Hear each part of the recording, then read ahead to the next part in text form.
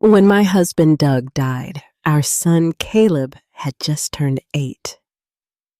The balloons from his birthday still drooped from the ceiling when the call came. Heart failure, sudden without warning. One minute, we were planning a camping trip. The next, I was explaining to a child why his father would never walk back through the door. That night, I sat on the kitchen floor, Caleb's small hands wrapped in mine, promising we'd be okay, though I had no idea how. We weren't wealthy. Doug had left some life insurance, but not much. I went back to work full-time at the library, picked up weekend shifts, and became an expert at stretching ground beef across 4 meals. Caleb never knew how often I skipped dinner so he could have seconds. He got his baseball cleats piano lessons braces when he needed them, and I carried the weight silently because I didn't want him growing up feeling less than. He won a scholarship to state college, but I covered the gaps. When engineering classes became too much, I paid for tutoring. When his old sedan broke down, I co-signed a loan and made half the payments myself. I told myself this was parenting what you do when you love someone more than yourself. But somewhere along the way, Caleb's words shifted. Little offhand comments that stung. You owe me for all this work you put into me. Or, you didn't raise me just to let me fall. I laughed them off at first, chalked it up to stress. But the tone sharpened with age. When I helped with the down payment on his wedding, he didn't thank me. He just said, "You're doing what parents are supposed to." I swallowed that hurt. Then came Haley. From the first handshake, she treated me less like family and more like an interviewer. Polite, firm, but distant. She called me ma'am until I insisted otherwise, only to return to it minutes later. She was sharp-driven, always on her phone, nodding through conversations while scanning emails. Caleb adored her as if she had the answers to every question he'd never solved himself. I tried. I asked about her work, invited her to dinners, complimented the way she steadied his moods. But I never quite belonged. One Thanksgiving, I brought my sweet potato casserole, Doug's favorite, Caleb's too. Haley took one look and said, "We don't do marshmallows on vegetables before sliding the dish into the fridge, never to reappear." That was the year I began showing up late to holidays already full. When their daughter Leia was born, I waited outside the delivery room 6 hours before being allowed in. I reached out to hold her, but Haley pulled back. "Let's wait until she's older. Newborns have fragile immune systems." I nodded, having washed my hands twice, but I said nothing. The pattern said itself. I brought clothes, but they had plenty. I offered to babysit, but they had systems. Caleb, too, began changing. "You don't need to come all the way over," he said once. Another time, "Haley likes doing things her own way." So I smiled, told myself they were finding their rhythm, and quietly stepped aside. Months later, Caleb called with that practiced cheer in his voice. "We have some good news. Come to dinner." I thought maybe this time would be different. I brought a bottle of wine, though I doubted Haley would drink it. The table was set, the food plated, nothing homemade. We made small talk over roasted chicken and couscous. Then Haley placed a manila folder before me. Caleb tapped it. "This is the good news." Inside were mortgage documents for a new 3-bedroom house. "We used our savings for the down payment," Caleb said. "But we need help covering monthly payments for the first couple of years. That's where you come in." Haley leaned forward, smiling. "You've been saving for years. No mortgage, no loans. It makes sense. It's time to invest in your family's future. Stability for Leia." Caleb added, "You don't have anyone else to leave it to anyway." My name wasn't even on the deed. I stared at the papers, then back at him. wondering when my boy had stopped asking and started expecting. I left the folder untouched and told them I'd think about it. But as soon as I stepped outside into the cool night, I knew my answer. Type continue to receive the next part. The next morning, I called Caleb. My voice shook, but I kept it quiet. I can't take on your mortgage. That isn't something I agreed to. It's not something I can do. There was silence, then his flat reply. So that's it. Like I had failed a test I didn't know I was taking. After everything, Caleb, I said, softly. I love you. I love Laya.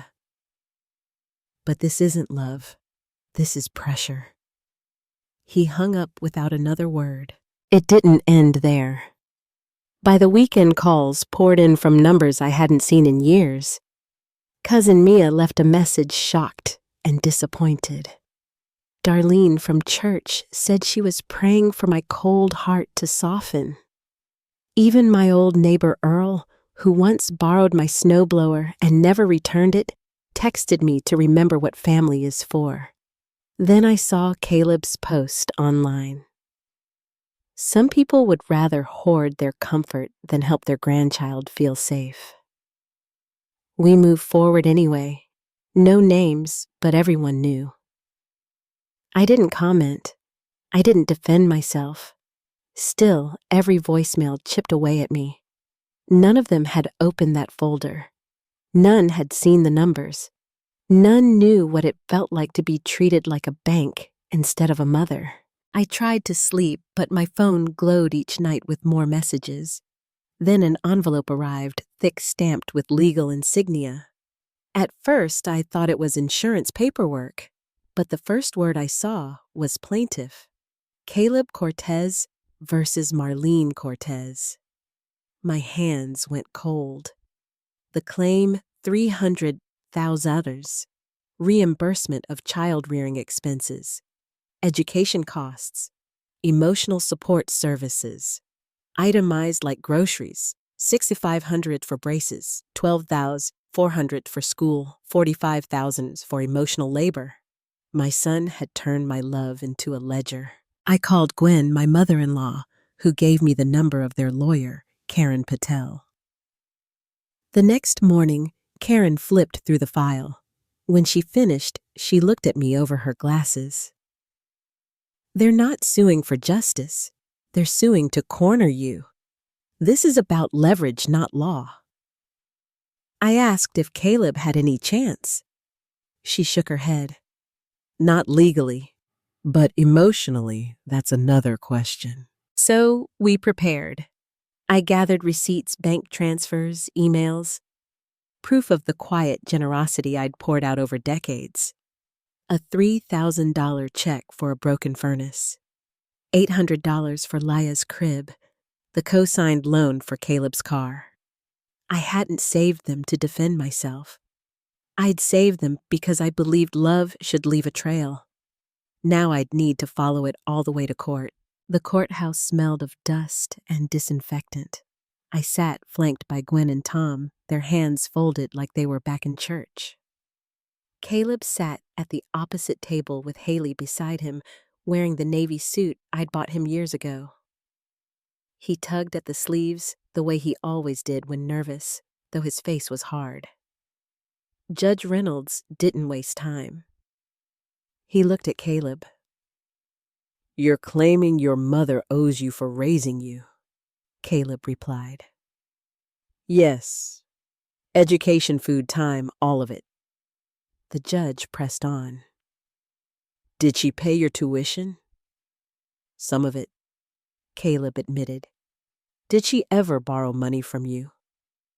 Ever say her care was conditional? No, he said. Then why didn't you ask for help before filing this? Caleb glanced at Haley. Because we knew she'd say no. Haley cut in coldly. She's retired, lives alone. The money is just sitting there. The judge's eyes narrowed. Mrs. Cortez, is that accurate? I lifted my chin. I live within my means, and I've helped them before freely without condition. Karen handed over the thick file of records. The judge read in silence. When court recessed, Gwen slipped her hand into mine. "You're stronger than you know," she whispered. Across the room, Caleb avoided my eyes. Something had shifted. Type, continue to receive the next part. After lunch, Karen laid out the evidence steady as brickwork. Tuition records, payments made from my account, apartment leases documents I had guaranteed, hospital bills, 8,400 transferred to Haley to help with her mother's care. No repayment requested. Each fact landed like a hammer. I watched Caleb shift in his seat, jaw clenched. When Karen finished, the judge turned to me. "Would you like to say anything?" I stood, my voice quiet but sure. Love is not alone. I didn't keep track because I expected anything back. I kept track because I was proud I could help.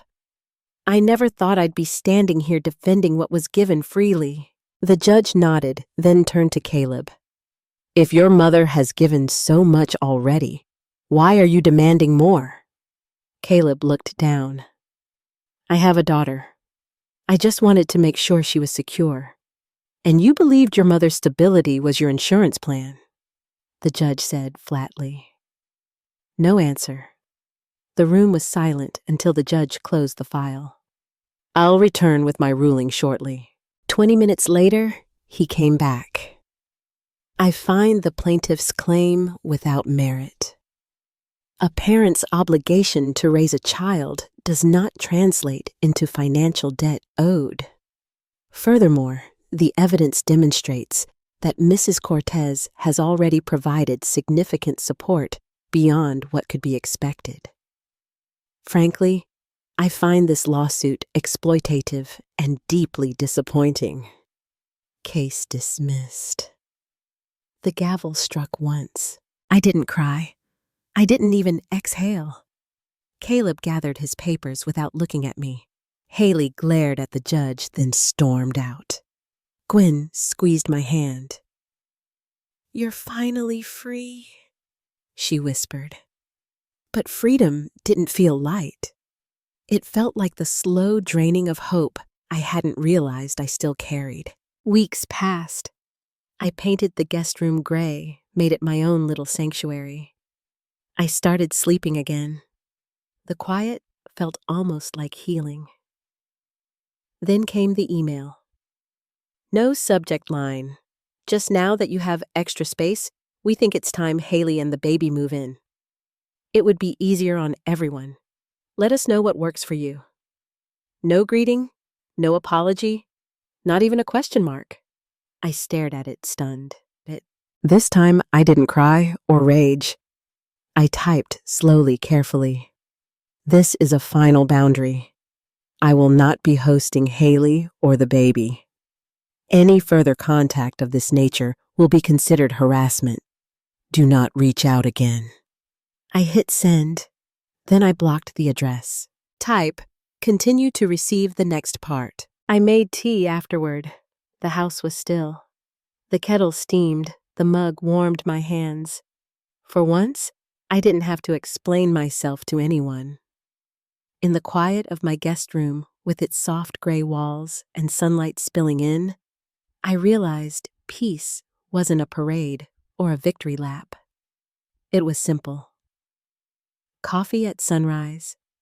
The sound of my dog Harvey's gentle snore at my feet. Gwen and Tom bringing pie on Sunday stories exchanged without expectation. It was the absence of demands of being treated like a resource instead of a mother. I missed the boy Caleb once was. I didn't miss the man he had become. And that I understood was grief of a different kind. Peace wasn't triumphant. It was steady, small, and mine. I had painted the kitchen yellow, a bright, bold shade that made mornings feel alive. I planted tomatoes out back, basil on the windowsill. I adopted Harvey, who followed me from room to room like he couldn't believe someone finally wanted him simply as he was. We suited each other. Maybe peace isn't loud. Maybe it's just the sound of your name not being called when someone needs something. Maybe it's learning that love, when twisted into obligation, isn't really love at all. It took me years and the breaking of my heart to learn that setting boundaries isn't cruelty. It's dignity. It's the quiet declaration that your worth is not up for negotiation. If you've stayed with me through this story, thank you. If it touched you, please like, share, and subscribe so more people can hear it, and tell me in the comments. What's the hardest boundary you've ever had to set with someone you love?